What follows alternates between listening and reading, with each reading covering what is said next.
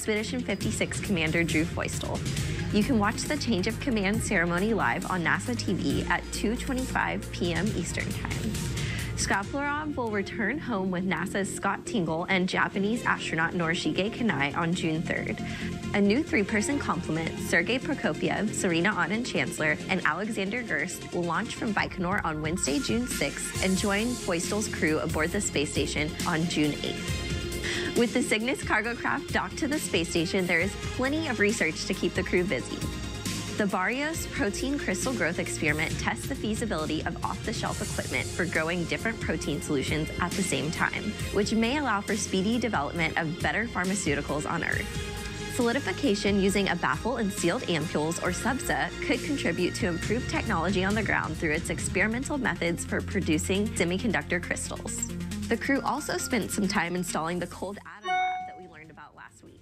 It studies atoms in extremely cold situations, which can help scientists answer questions in fundamental physics and contribute to the development of atomic clocks and spacecraft sensors. This week, Drew Feustel and Ricky Arnold answer all your questions about life in space in a special Tumblr video answer time. Hear straight from current space station residents about what experiencing weightlessness for the first time feels like, the experiments they perform, and the beautiful sights they see from up there. Check it out at nasa.tumblr.com/answertime. Keep sending us your questions using the hashtag #SpaceToGround. We'll see you next week. Off the Earth, for the Earth. Space to Ground. As Haley mentioned, NASA TV and NASA.gov's live coverage of the crew exchange begins later today, 1:25 Central Time this afternoon, for the change of command ceremony, as Shkaplerov hands over responsibility for the station to Expedition 56 Commander Drew Feustel. We'll be back on Sunday, June 3rd, 12:30 a.m. Houston time, to see the final farewells before the departing crew enters their Soyuz spacecraft and close the hatches on orbit for the final time. Coverage of Soyuz undocking begins at 3:45 a.m. Central Time Sunday. The actual undocking is targeted for 4:16 a.m., and that will mark the official start of Expedition 56. We'll be back at 6:15 a.m. Houston time to monitor the deorbit burn, coming at 6:57, right through landing in Kazakhstan at 7:40 a.m. Sunday morning. Looking ahead, we'll be on the air Wednesday, June 6th at 5:15 a.m. Central Time for launch of the Soyuz vehicle carrying Commander Sergei Prokopyev and astronauts Serena Auñón-Chancellor of NASA and Alexander Gerst of ESA, the European Space Agency. And then again next Friday morning, June 8th, for all the details of the arrival of the new crew members to the International Space Station. On the subject of the next NASA astronaut to fly in space, you may already know that she's a doctor, a former flight surgeon, with an engineering background, an Indiana native who graduated from high school in Colorado and went off to college with an eye toward working at NASA someday. But did you know she has mismatched twin dogs, a background in martial arts, and a college baseball Jones? Here are 5 things you didn't already know about Dr. Serena Auñón-Chancellor.